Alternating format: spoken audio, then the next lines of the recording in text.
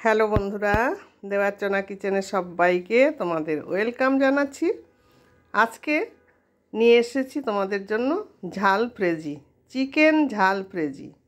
চলো, রান্নাটা তো দেখছো কত সুন্দর লাগছে, খেতেও খুব টেস্টি। তোমরা যদি এর আগে খেয়ে থাকো তো ঠিক আছে, আর যদি না খেয়ে থাকো তো রান্নাটা দেখো। চলো আমরা এখন কিচেনে যাই। দেখি, আমি এখানে কেটে রেখেছি ক্যাপসিকাম, আর ওই টমেটো আমার কাছে লাল ক্যাপসিকাম ছিল না, টমেটো আর পেঁয়াজ আর লঙ্কা কুচিয়ে রেখেছি। এখন মাংসগুলোকে আমি ম্যারিনেট করে ধুয়ে দিয়েছি। এবার কড়াইতে দিয়ে দিলাম আমি তেল, দিয়ে এবারে এক এক করে সব দেব। পেঁয়াজগুলো আগে দিয়ে দিচ্ছি। মাংসটা যখন ম্যারিনেট করেছি তখন ওর মধ্যে একটু গোলমরিচ দিয়েছি আর একটু লবণ দিয়েছি, দিয়ে আর একটু আদা বাটা দিয়ে ওটাকে ম্যারিনেট করে রেখে দিয়েছি। আর হ্যাঁ, মাংসের পিসটা কিন্তু আমি ক্যাপসিকাম যেমন লম্বা লম্বা করে কেটে নিতে হয়, মাংসের পিসটাও আমি চাকু দিয়ে ওরকম লম্বা লম্বা করে পিস পিস করে নিয়েছি।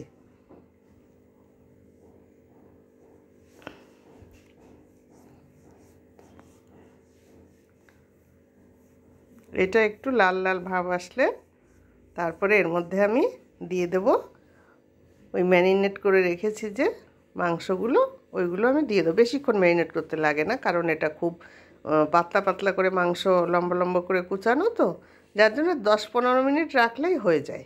বেশি রাখতে, মাংসর পিস যদি মোটা হয় তাহলে আবার বেশিক্ষণ রাখতে হয়। যেহেতু চিকেন আরও সরু করে পিস করা, ওই জন্য বেশিক্ষণ রাখা লাগবে না।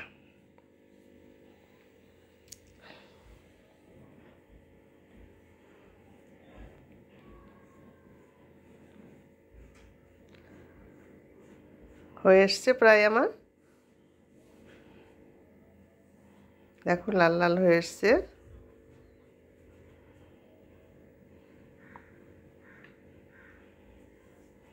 এবার আমি এর মধ্যে এই সেই কেটে রাখা ম্যারিনেট করে রেখেছিলাম চিকেনগুলো দিয়ে দিলাম। চিকেনগুলো কিন্তু আমি একটু রঙটা চেঞ্জ না হওয়া পর্যন্ত চিকেনটাকে আমি একটু কষাতে থাকবো। যেমন চিকেন আছে তার কালারটা চেঞ্জ হতে হবে। দেখো চিকেন দিয়ে জল বেরোচ্ছে, এখন আমি দিয়ে দিলাম সামান্য একটু লবণ। ওখানে লবণ দিয়েছিলাম কিন্তু খুব কম, নামে মাত্র দিয়েছিলাম, কারণ ম্যারিনেট করার সময় লবণ বেশি দিলে জল কেটে যায়। আমি অল্প একটু দিয়েছিলাম।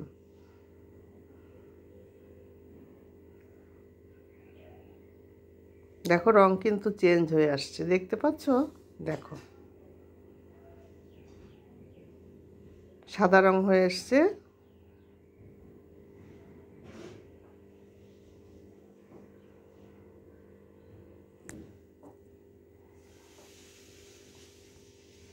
এবার দিয়ে দিচ্ছি আমি রসুন বাটা,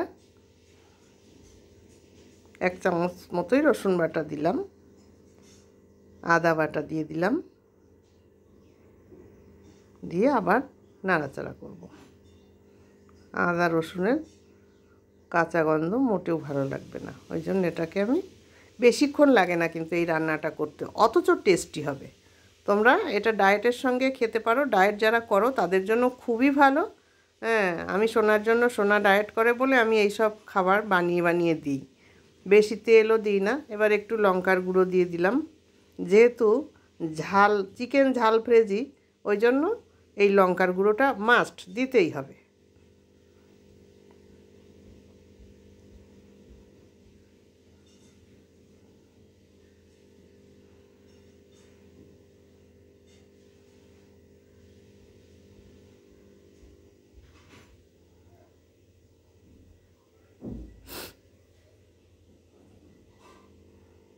এখন এর মধ্যে আমি একটু লেবুর রস দিয়ে দিলাম। পাতি লেবুর রসও দিতে পারো, গন্ধরাজ লেবুর রসও দিতে পারো, আর সামান্য একটু হলুদ দিয়ে দিচ্ছি।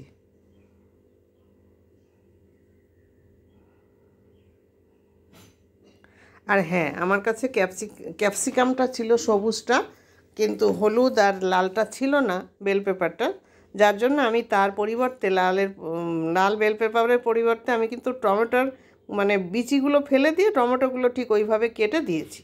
তোমরা কিন্তু ওই লাল হলুদ ক্যাপসিকাম দিতে পারো থাকলে, না দিতে পারলে না, দরকার নাই, এইভাবেই করলে তাতেও হয়ে যাবে। আমি তো সোনার একার মতো করছি, ওই জন্য যা ঘরে আছে তাই দিয়ে করে দিচ্ছি, এতেই খুব খুব সুন্দর টেস্ট হবে। ও মাঝে মাঝেই রাত্রে এটা দিয়ে টিফিন করে। একটু ঢাকা দিয়ে দিলাম, কারণ মাংসগুলো তো একটু সিদ্ধ হতে লাগবে, তাই না?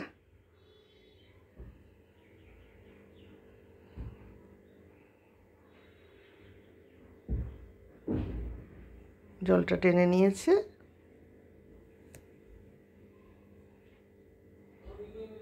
এখন আমি দিয়ে দিচ্ছি একটু এলাচের গুঁড়ো।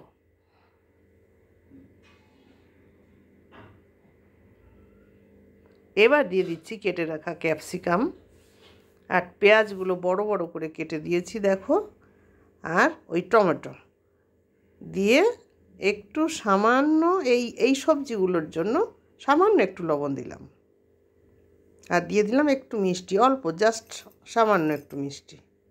তোমরা যদি কেউ পছন্দ না করো এটা স্কিপ করে দিতে পারো, আমি দিয়েছি কারণ সোনা একটু পছন্দ করে সবজির, তাহলে যে একটা জলসা ভাব এটা কেটে যায়। আরও টমেটো দেওয়া আছে যেহেতু, সামান্য একটু মিষ্টি দিলে টেস্টটা খুবই সুন্দর হয়, ওই জন্য আমি দিয়েছি। এবার এটাকে আমি ভালো করে মিশিয়ে নিচ্ছি এর সঙ্গে। মশলাগুলো তো আমি আগে কষিয়ে নিয়েছি। আবার আমি আর একটু ঢাকা দিয়ে দিলাম। রান্নাটা বেশিক্ষণ টাইম লাগবে না, অথচ তোমরা করে দেখবে, সকালবেলায় রুটির সঙ্গে খেতে পারবে, রাতের বেলায় রুটির সঙ্গে খেতে পারবে, ডিনারে তোমরা যাই খাও, আর যদি কিছু না খাও এটা খেয়েও চলে যাবে, ডিনার করতে পারবে এটা খেয়েই, কিচ্ছু লাগবে না। খুব ভালো লাগে খেতে, খেয়ে দেখবে তোমরা এইভাবে করে। রান্নাটা যেমন সহজ, অথচ খেতে খুব টেস্ট।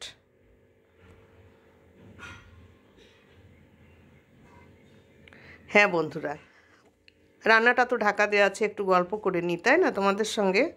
তোমরা কে কেমন আছো আজকে আমি আর জিজ্ঞাসা করিনি, আজকে জিজ্ঞাসা করতে ভুলেই গেছি। নিশ্চয়ই ভালো আছো, তাই না? আর আমিও ভালো আছি। একটু মাথায় যন্ত্রণা করছিল, একটা স্যারিডন খেয়ে নিয়েছি, মাথার যন্ত্রণাটা কমে গেছে, এই জন্য এখন বকবক করতে পারছি, নইলে বকবক করতে পারতাম না তোমাদের সঙ্গে। তোমরা আমার সঙ্গে থেকো, কিন্তু আমার সঙ্গে থাকতে ভুলো না, আর বেশি বেশি করে কমেন্টস করো, শেয়ার করো, লাইক করো, এটা তো তোমরা যেন ভুলবে না করতে।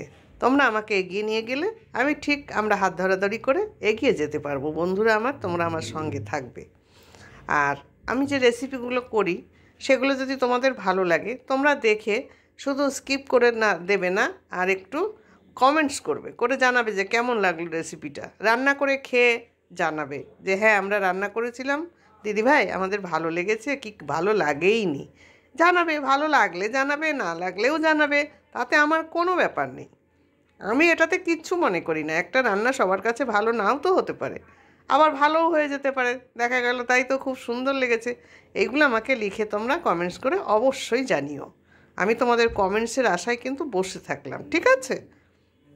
তাহলে এবার অনেক গল্প করেছি, ঢাকনাটা খুলে দিই।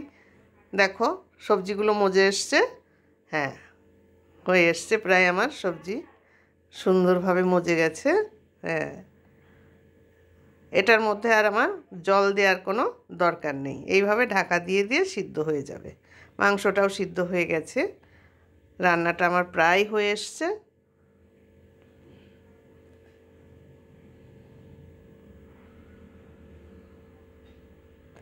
সামান্য একটু জল জল আছে। এখন এর মধ্যে আমি দিয়ে দিচ্ছি একটু ভিনিগার।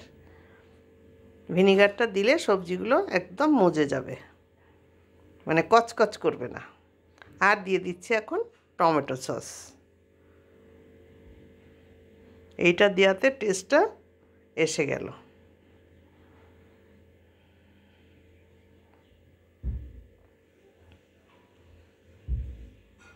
সোনা বলছে রুটি করতে হবে না, ও একাই খাবে, আর তো কেউ খাবে না, ওই জন্য বলছে রুটি আর করা লাগবে না, এইটা খেলেই আমার হয়ে যাবে। ঠিক আছে, যা বলবে তাই। এবার আর একটু ঢাকা দিয়ে দিলাম, কারণ ভিনিগারটা দিয়েছি তো, ওই জন্য একটু জল বেরিয়েছে, তাই আর একটু ঢাকা দিয়ে দিলাম। সসটা দিয়েছি, একটু জল কাটবে না। এখন আবার দেখো হয়ে এসছে। এই রান্নাটা ঢাকা দিয়ে সুন্দর করে করবে, খুব ভালো টেস্ট হবে।